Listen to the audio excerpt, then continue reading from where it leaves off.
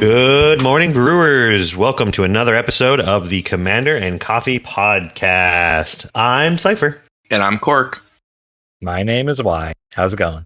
And we're here back again to talk about another sweet new cEDH/EDH deck tech. This episode and the next couple episodes following are going to focus primarily on Dominaria United, as that set has just dropped. We're super excited to check out all the new cards and see what the new spaces are. And this episode is going to be the first of several new deck techs or new commanders. So I'm really excited to show that and kind of dig into it. But before we get into that, we got some upkeep to take care of. So, guys, what are you guys working on? What's been going on since last we met? Punt City. I think that's the big one, right? That was a big one. So, feel like people would have known by now. We did not make top 16. Very sad. One of our friends did qualify with Najeela deck. We're super proud of him because I think that was his first, that was his biggest tournament he was part of. So I was really rooting for him. He made the tiebreakers going, I believe, 3-3. So great showing. Congrats to you, CJ. Yeah, great showing. Nice to see a local go the distance. I feel like I had a really great tournament. I was on Curious Control, and I finished with a record of 2-4. I got there in round 6. I had relevant game actions in every game with the deck, and I went from not being on the deck at all for about 2 years to wanting to run it back in a smaller event next week. So it's been a really great experience for me playing a 4-color deck for the first time in a long while. Very cool, very cool. What about you, Cork? Been brewing a lot. I'm working on red-green girls of the deck right now. I also attended Punt City, and I played a different type of Najeela deck and got to meet some really awesome people, and we spoke about the truth. And made some good friends going forward. I look forward to working with them. Yeah, tell us more about your flavor of Najeela, because I think it's something that isn't the first one that people think of when they think of Najeela, but I think, I'm going to say that word a lot, I think more people should be thinking about your version. Nah, I'm good.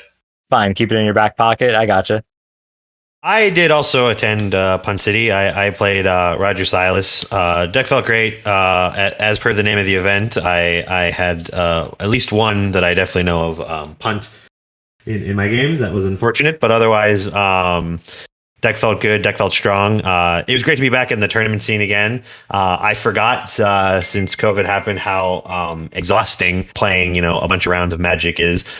I will say though that I did like the way the event was run. It was nice to be done at 5. I mean, I was still emotionally drained at 5, but I'm used to these SCG tours and these GPs and everything. You run until 9, 10 usually. So it was really nice that the day one wrapped up at a normal time and everything like that, since I'm moving into old man status. So that was really cool today to see. So other than that, I took a bit of a break from Magic for the week. I had a lot of personal life stuff to do moving into wedding season for me. So it's just been super busy trying to get all that situated and worked out. So just been taking a break, brewing some fun stuff. We worked on the deck today we're going to talk about, and I've been playing a lot with Vadric again. I think I got some sweet improves to that. So if you were excited about that deck and want to see kind of where I've been at with it, you can definitely check out the Mox Field there, and it'll have all my updates to it and stuff. So really excited to just kind of play a little more casual, a little more fun decks for the while I kind of work through all my real life crap that gets in the way of Magic. You deserve to talk about your secret victory at Punt City, though. Tell everyone about the sick pickups you found at the vendors. Oh yeah, I killed it at vendors. I got I'm filling out my deck, as you guys know. I'm a big bling fan, so my German Final Fortune was hot. I got a Japanese original foil Tainted Pact, and I got an original, I believe it's Arcadian Masks, Dark Ritual, the good one, as for those that are fans of the Ritual are concerned. So overall, it was a pretty great weekend from acquiring cards, so can't complain about that. Mine was less cool. I have never owned a Training Grounds. I've always borrowed it for as long as I've been on Curious Control, and I won the Pauper Side event. That was cool, and the payout was exactly the vendor cost of a Judge promo Training Grounds, so I got an unexpected upgrade. I got an NFC Druid's Repository. That was cool with a Temporal Mastery showing. Yeah, I think it was sick. You were like hunting for that card for like weeks, and then you're like, "Do you have a Druid repository?" And they're like, "We have this one," and you're like, "Yes, give it to me." That person could have literally said any amount of money, and I was throwing it at him. I was lucky that I'm pretty sure you like whipped your wallet at his head, but I pretty much kind of threw my card at him, and he's like, "I only take PayPal," and I went, "All right, hold on, give me that back." I cannot pitch a URL at you, sir. I mean, I sure can try. But anyways, it was a great time at Pun City. Definitely, I think I speak for all of us when I say we're looking forward to future endeavors, future events coming up down the line. I think this year there's one more Oktoberfest. I know I'm not going, but I think Cork. I think you're in, and I don't know why if you're going to that one. Depends on budget. I would love to go. I had such a great time at Pun City, and I will if I can. Yeah, and I mean, last but not least, a huge shout out to Eminence Gaming. You guys are awesome. You guys ran an amazing tournament, and keep on keeping on. Do your thing, guys. Thank you for everything. Let's get into coffee of the week. Let's see what we are drinking. Who's doing coffee of the week this week? It was my turn to brew the coffee, and I intentionally left it a mystery. So, Cork, I would like you to tell me your thoughts on what you just had. It tastes good, number one. It has a little bit of a deeper oakier flavor to it. Definitely a dark roast, which I do appreciate the most because I love black coffee, and it just harkens back to everything black coffee that it should be and will forever be. But it also has like a fruity overtone to it too, right at the end. Cool.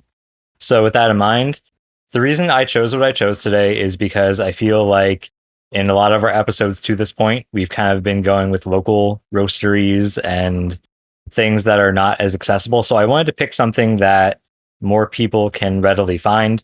What I have chosen today is a Costa Rican Terrazzo from Wegmans, the grocery store. This is a medium to medium dark roast, and it has some kind of buttery notes. I think you nailed it with kind of the oaky, fruity little bits of the flavor profile, Cork. So yeah, I just wanted to kind of throw a little bit of curveball. So grocery store coffee. This one is near and dear to my heart because this is one of the first coffees that I really genuinely enjoyed and sought out my second bag of when I first started getting into coffee. So maybe for some of you, that might be what gets you into it. This week, we are talking about Vohar Vodalian Desecrator from Dominaria United. This is one of many blue and black or Dimir commanders that seem to combo very nicely with Isochron Scepter and Dramatic Reversal.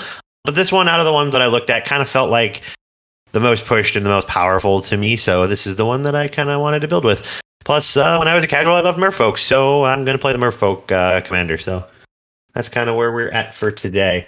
It's kind of similar notes to a lot of the commanders that exist in Blue Black Dimir, but it's a new take on it, and that's kind of where I wanted to see where we could push the deck today. Interestingly, this is an uncommon in Dominaria, one of like the 50 legendary things that got put into the set. And so this makes this Pauper EDH viable as well.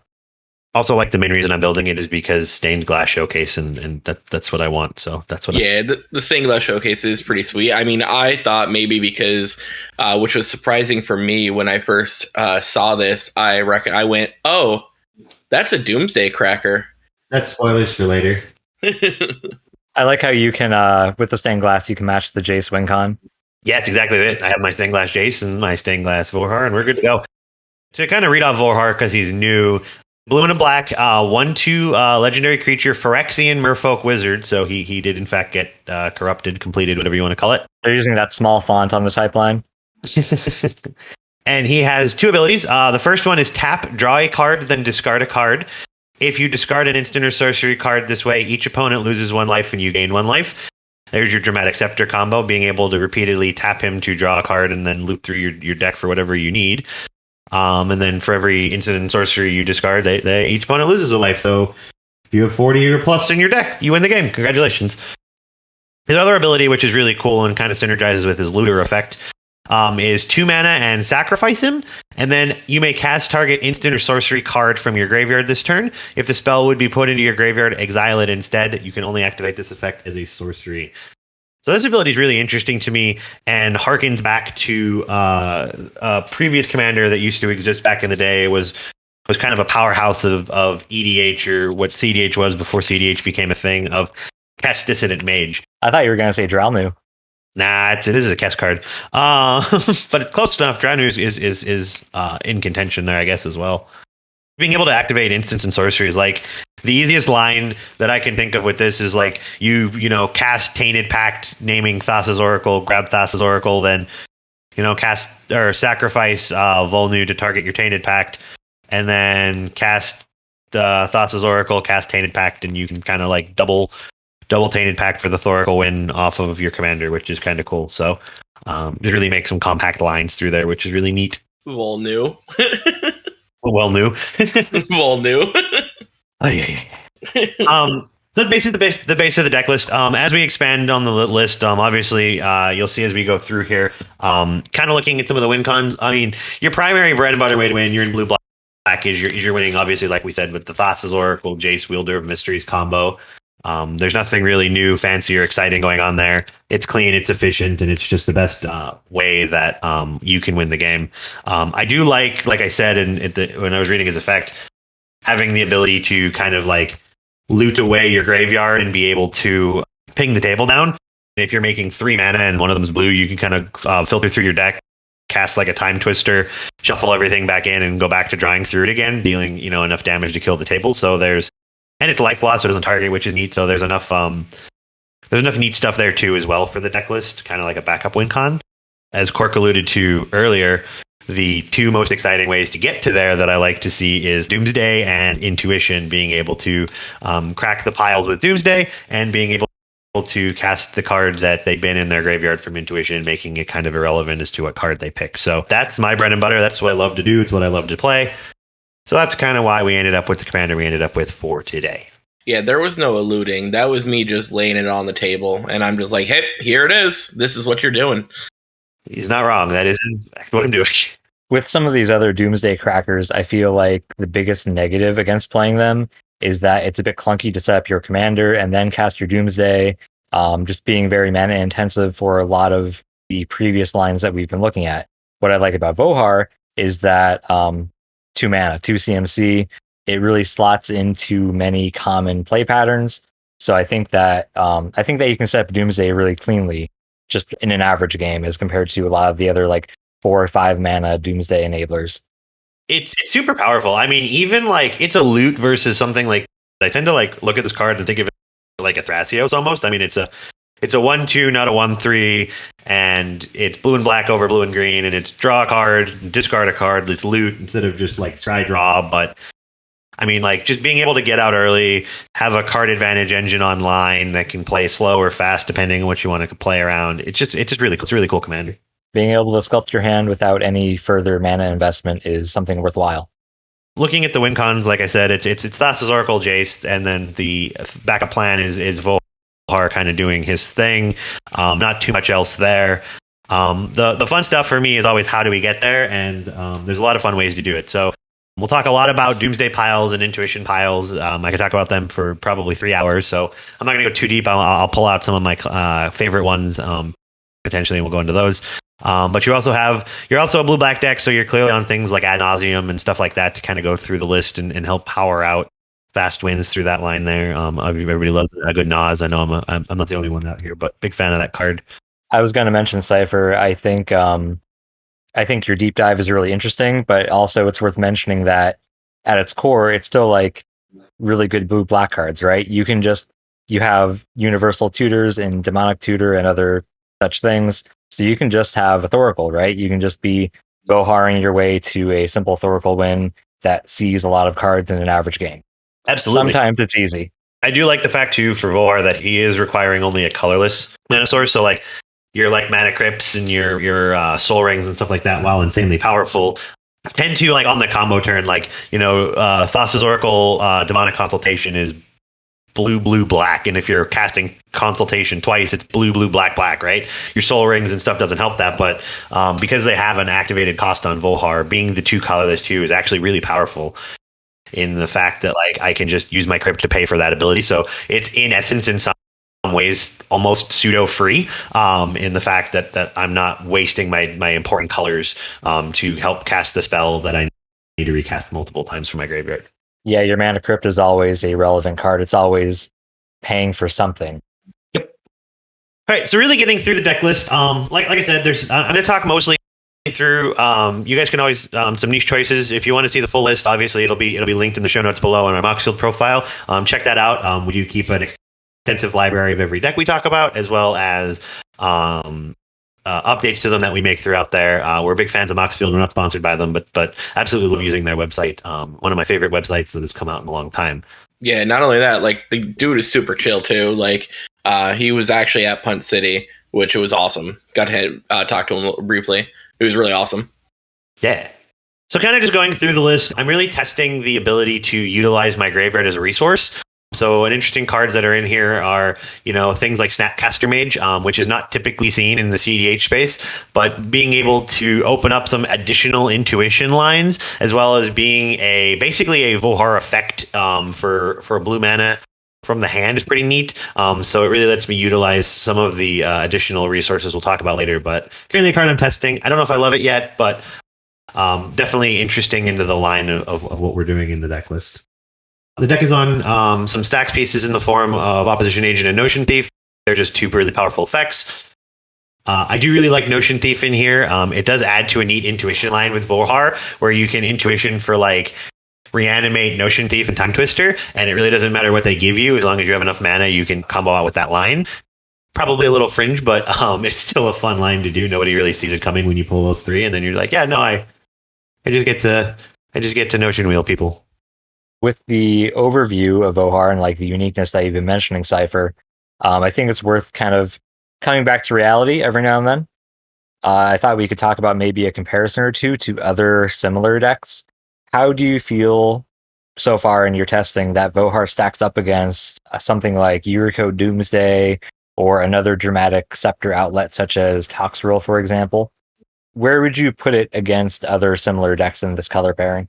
I think Yuriko is a different beast altogether. Yuriko is way more in dealing with the combat step and trying to do different things. So I just think that's a vastly different take on the deck list. Whereas Yuriko is probably on 28 creatures or whatever number the Yuriko decks are up to now. I'm on 4. I'm not really looking into doing that from there. I think the best for Toxrill, I think that's a close one. But I think Toxrill is just too expensive, right?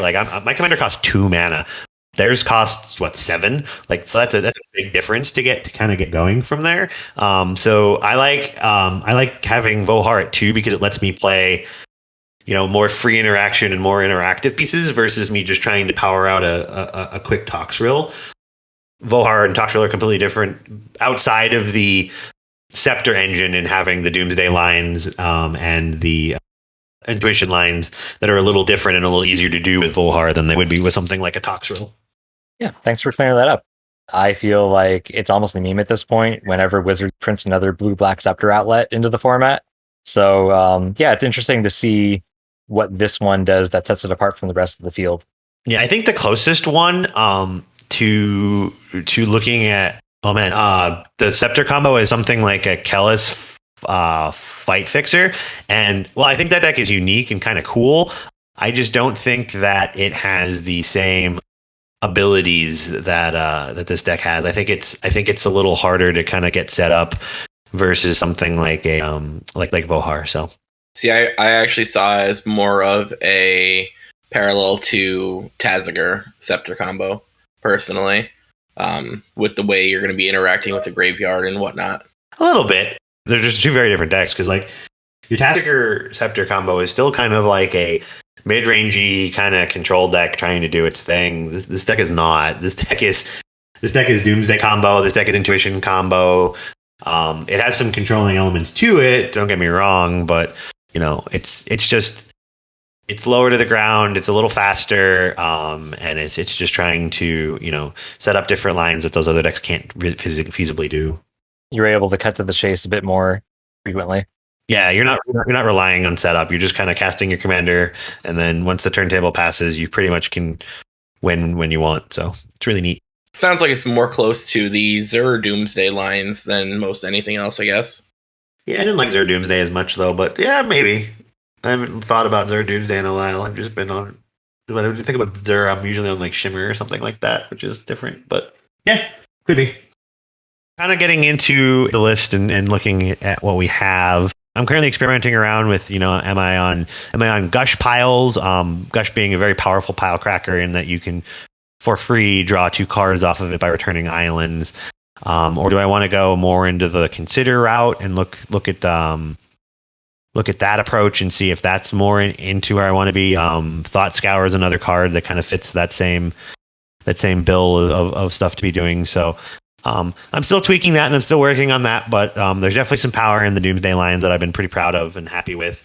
Intuition, again, being the other source of it that we've talked about a lot. Being able to grab, like, you can do some fun piles where you can grab, like, the 2 forbidden tutors and, like, an ad nauseum, and it's like, you get to pick one, and then I get to do 2 of those things, so whatever you want to give me is fine. If they don't even give you Nas, you can even just put the Nas in the bin, and then for 7 mana, 5 black, you can just cast ad nauseum and put it on the stack from your graveyard. So, or if they don't give you a tutor, you can just double tutor or whatever.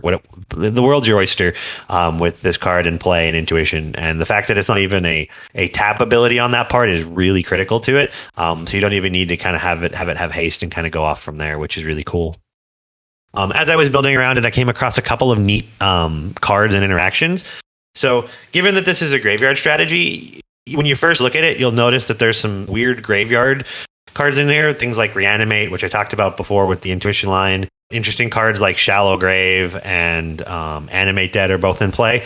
The neat thing with those, and the reason that those are in there, is because the activated ability of Vohar is a sacrifice ability to allow you to cast an instant or sorcery. So there are lines where you can kind of just like activate him, get an instant or sorcery that you can cast this turn, and then kind of reanimate him, and then be able to do it again when you make copious amounts of mana in your mana pool. So there is some semblance there to reanimate it. And then knowingly, something like a Shallow Grave is really cool. It gives Vohar haste, so then he can also activate his tap ability when you bring him back and be able to use him to, crack Doomsday piles, or just draw an additional card if you need the card filtering your card selection. Kind of let you play a little faster of a game if the mana works out well there.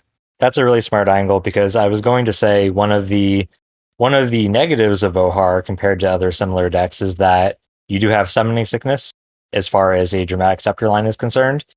You do have the Snapcaster activation available anytime you want, but you normally do have to wait a turn cycle for his loot effect. That's a really heads up play, running the Shallow Grave to enable that if the cards fall in that favor. Yeah, I can tell you there was a game that I tested where this exact line came into play. And again, this is best case scenario, but I got the ISO Scepter combo and I had the Shallow Grave in hand and I could make infinite mana, but I couldn't draw my deck. Well, I just cast Vohar, sacrificed him to target anything, and then Shallow Graved him back, and now my engine's online because now I have my loop going. So you don't have to slow roll it some of the times with cards like this that help you set up and facilitate that line of thinking. So because it feels so bad needing to compromise your 99 by running something like a lightning, right? Yeah. This one has more text in other situations as well. So with the beauty of that also, which I don't think we mentioned at all, is that gives you an instant speed win. You could win over the top of somebody else with that. As long as you have Isochron Scepter and Dramatic Reversal down, yes, you can win over top of somebody. If you set up ISO Scepter and then they silence you, which is a pretty common play that I see people do to stop you from being able to go off, then you just kind of go, all right, well, I untap, pass the turn, and then I'm gonna keep on keeping on from there. You have to have Vohar in play, but still, yeah, you can in fact kind of try and go over top of somebody. There's kind of some knowledge that is happening there, but yeah, you can try and go over top potentially, especially with the old put the Thoracle in the bin play and Shallow Grave it back to you as well. Yeah, that's more or less what I was talking about with the Shallow Grave, being able to loot off of them. So, and then the bonus text of Vohar, don't forget you can also be draining your opponents for life if you just have just a Dramatic Scepter without any mana positivity. As long as you're mana neutral on your Scepter combo, you can straight up just kill people by looting through your deck with Vohar activations. Yep, and that's one of the other.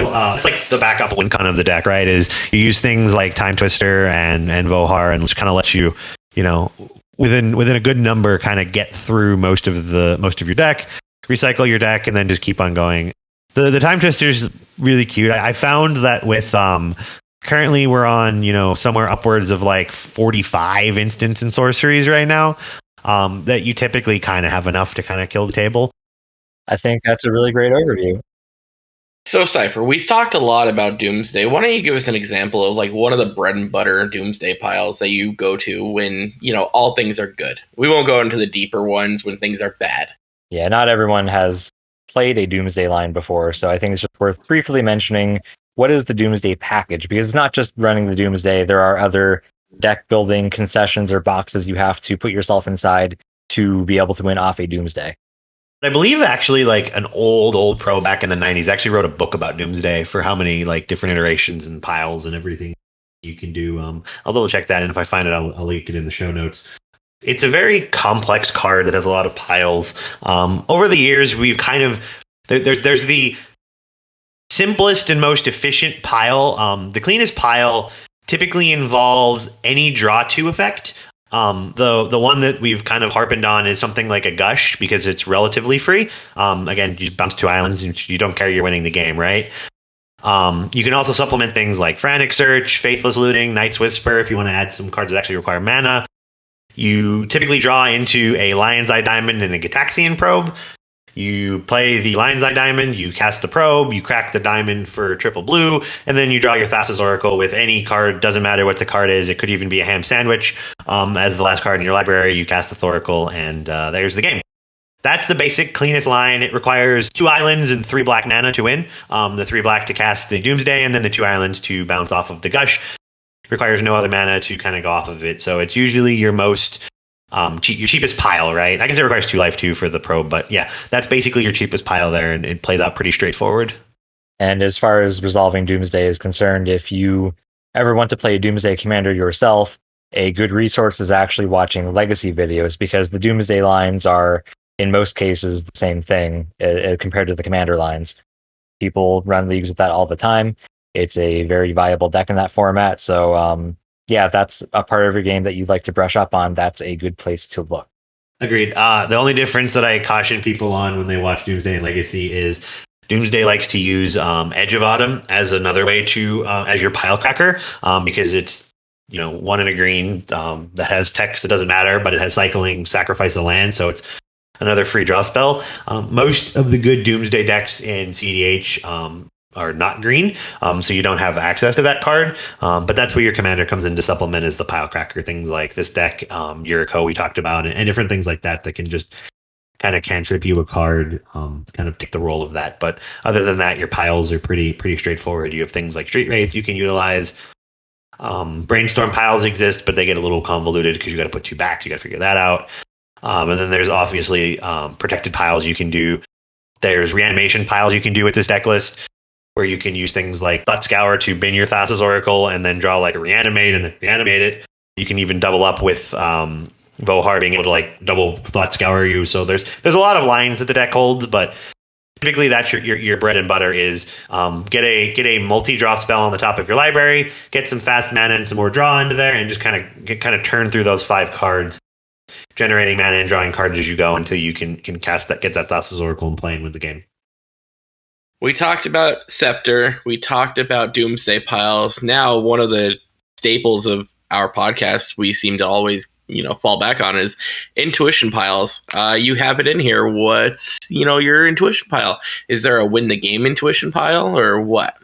They're all win the game. Win the game on the spot. Numb nuts. What's actually funny is there's a pile in this deck with intuition that you get Doomsday with your pile. Like there's 2 piles. There's 2 piles you can get with Doomsday. That's pretty funny. You can get Doomsday Demonic Consultation and Painted Pact, and again, it doesn't matter, you win. Or you can get Doomsday Demonic Consultation ad nauseum.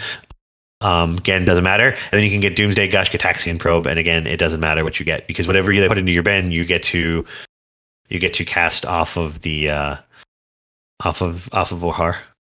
I feel like that's a lot of the win cons laid out. Thank you, Cypher.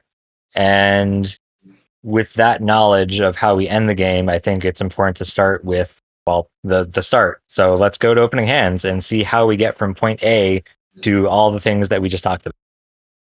So I guess the question before we start looking at the hands themselves, is there a specific kind of thing that you're looking for, or are you looking for one of your combo pieces? Are you trying to find card selection?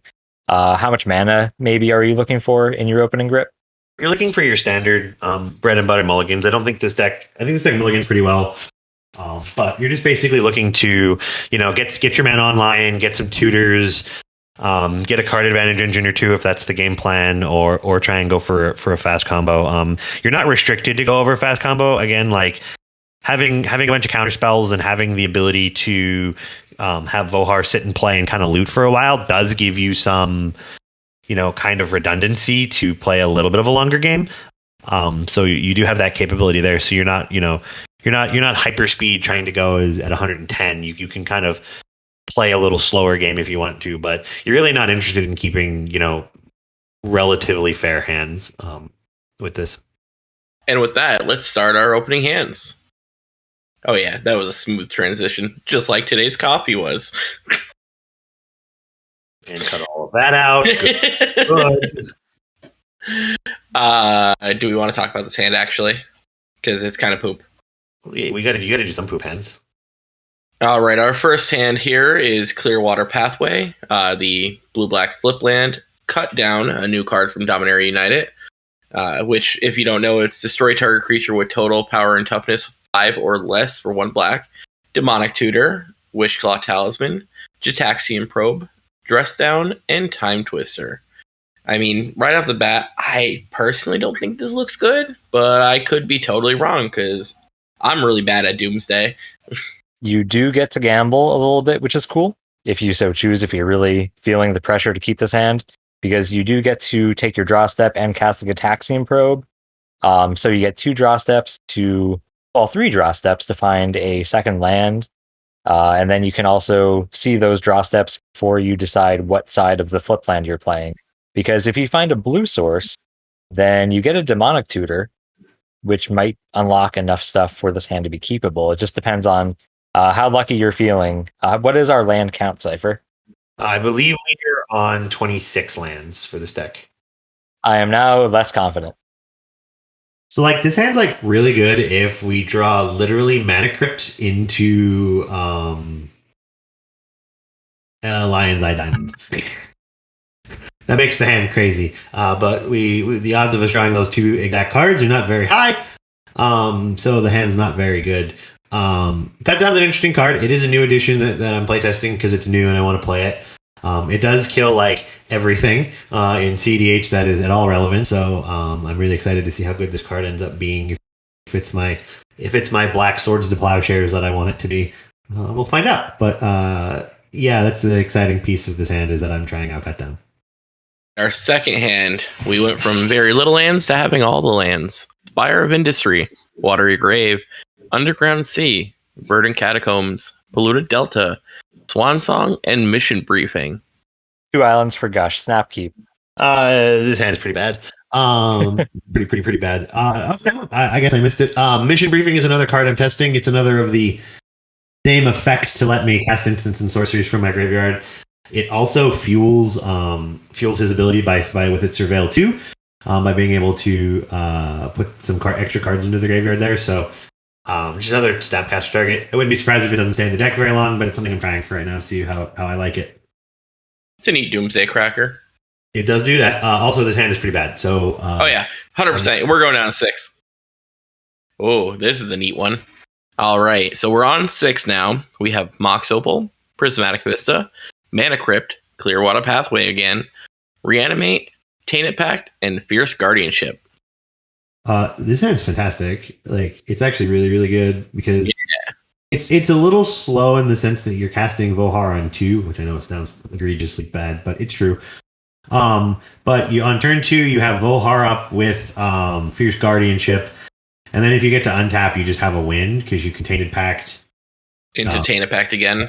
You can do 2 Tainted Pact shenanigans at end of turn. Turn Tainted Pact and then untap Tainted Pact and kind of just go for it.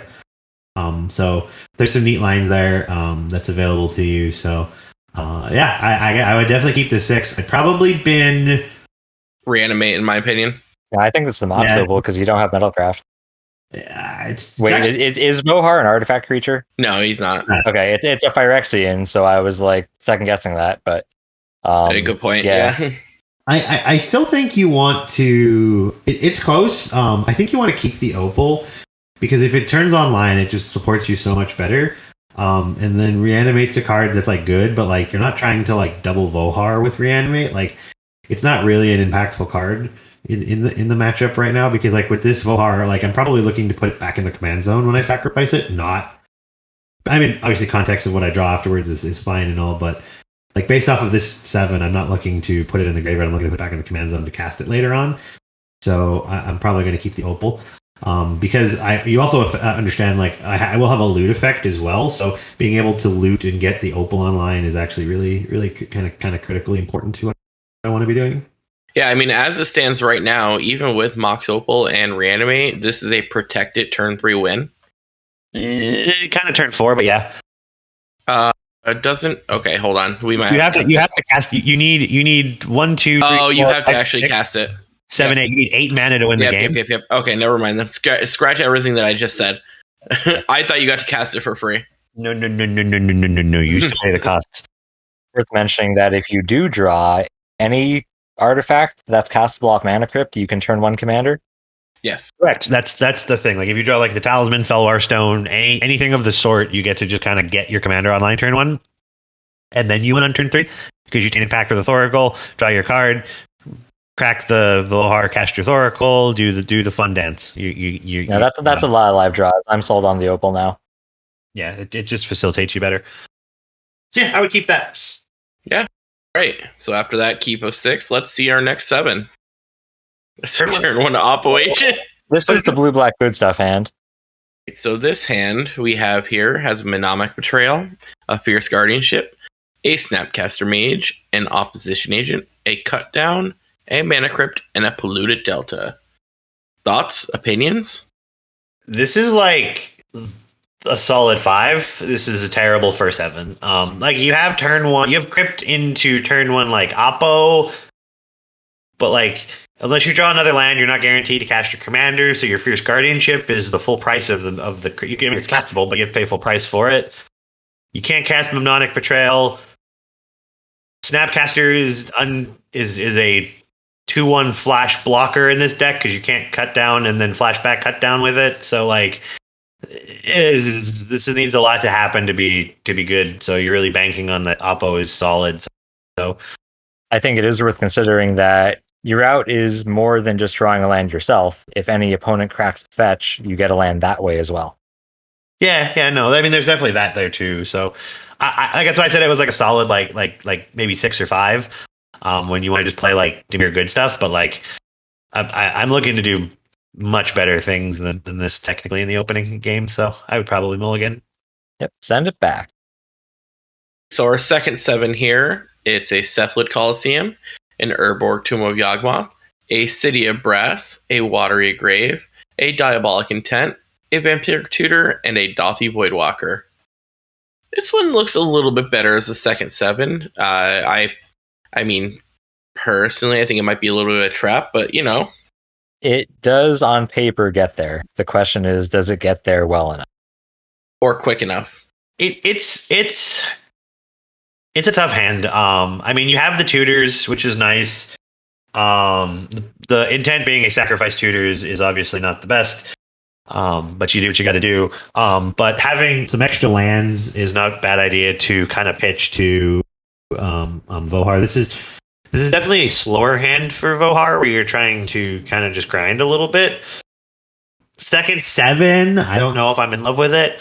I could see somebody wanting to keep something like this, and I wouldn't fault you for keeping it, but I would probably want to look to see if I can get a better 6 than what I have here.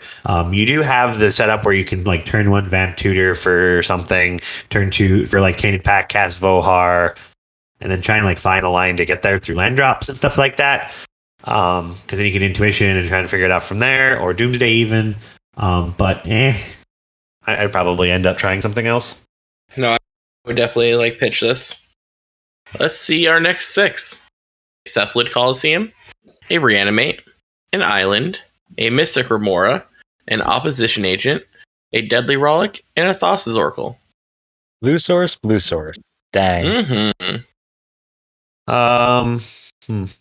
I could keep this. I don't think this is unreasonable to keep. You have 2 lands to feed your fish. It depends on where you are in seed order for this one, realistically. If I'm on the play, like I'm first seat, I wouldn't mind keeping this because I can go turn 1 land Mystic Remora. I have a draw step to draw a black source. I have a whole round of fish potentially. If they don't feed the fish, then that's great for me. I get to pay for it, play the Cephalid Coliseum, and again, I have another draw step potentially to draw black source. Go around the table, and then keep on going through that motion there. Eventually, it'll either get fed, or again, everybody will be developing in a slower light as well. And then I have to pay for it again, so I can get up to 2 counters on the fish, and then go from there. It is a flexible hand. Once you start activating your commander to loot, it looks like you can be transitioning into a lot of different lines that your deck can do. Yeah, having the and this is what I was hoping would come up in the hands. Having a loot effect with a Thassa's Oracle and a Reanimate reduces the cost to win the game down from blue to just a black mana, which is kind of neat. Even something simpler like discard Opposition Agent and Reanimate. I mean, that could be a really good mid-rangey strategy if that's what your hand is looking like, if that's what the board state demands.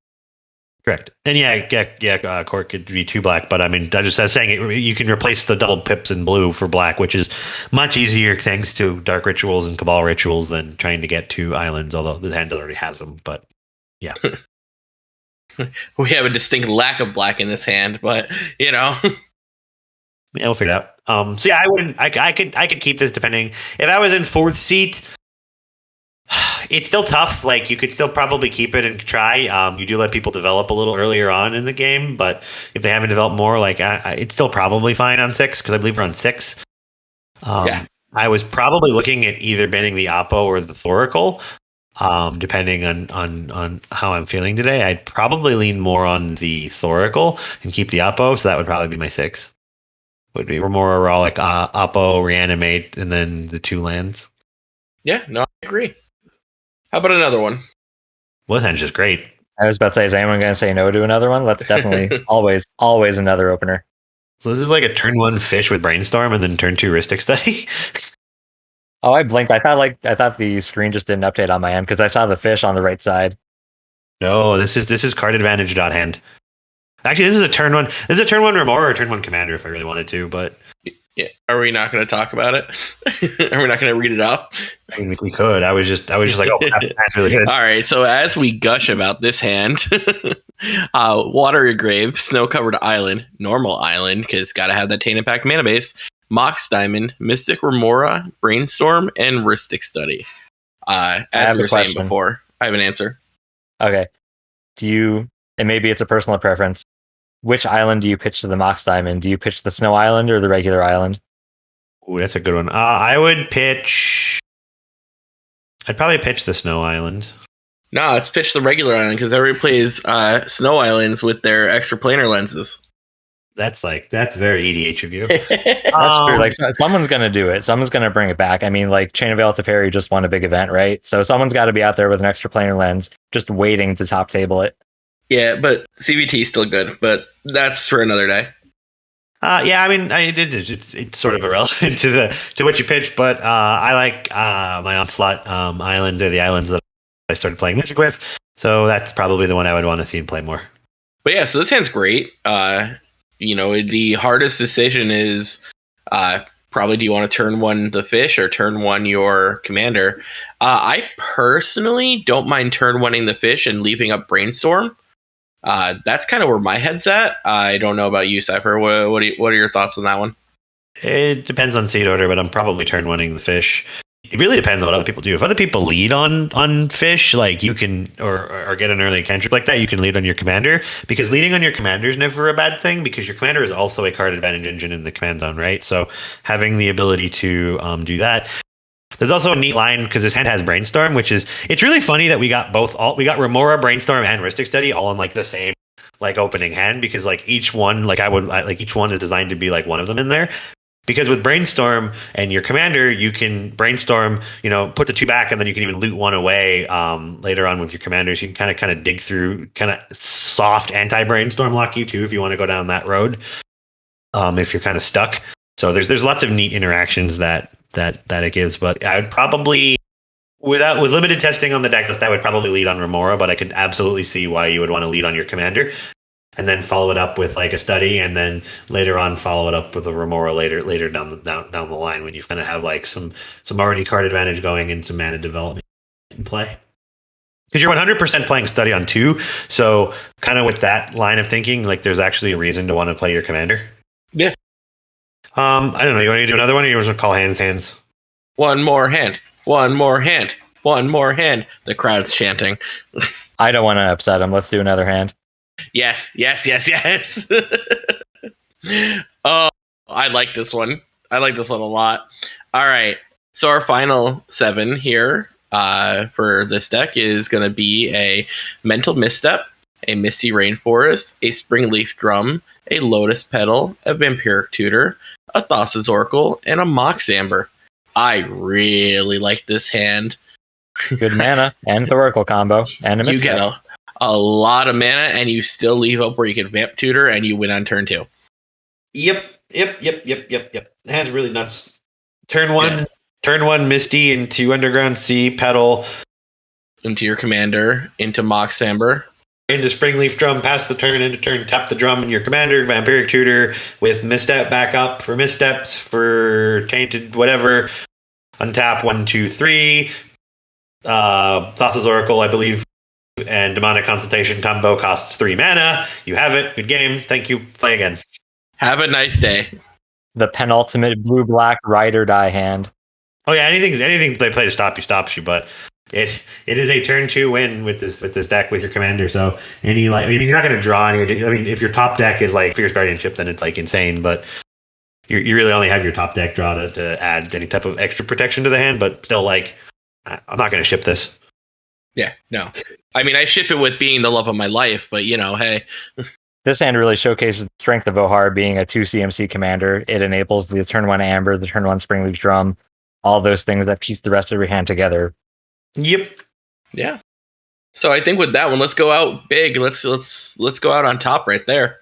Yeah, so that's our deck tech guys on Vohar. He's a really exciting new commander from Dominaria United. I know there's a lot of other blue-black commanders that kind of all facilitate the same Scepter combo lines, but this is the one that I found the most exciting due to allowing me to play my favorite cards in Doomsday piles again. I was a big Legacy player in Doomsday myself, and then I just love the card Intuition. I think it's an insane card, so being able to play that again, more decks to play that again. I play that already, but being able to play that in more decks is always cool and fun for me. So with that, that's Vohar. What about you guys? Any closing thoughts, wrap ups? What do we want to talk about here? Hashtag Gifts Ungiven did nothing wrong. Maybe someday. Someday. I mean, I'd love Gifts Ungiven in this deck. You're going to ban it for me. No, I think we kind of like the whole episode. I've just been mentioning like the couple little bits of strengths that I think Vohar has that other decks don't. It goes to show that even if it's really similar in the general strategy, there's a little bit of uniqueness still left in these blue-black commanders to look at.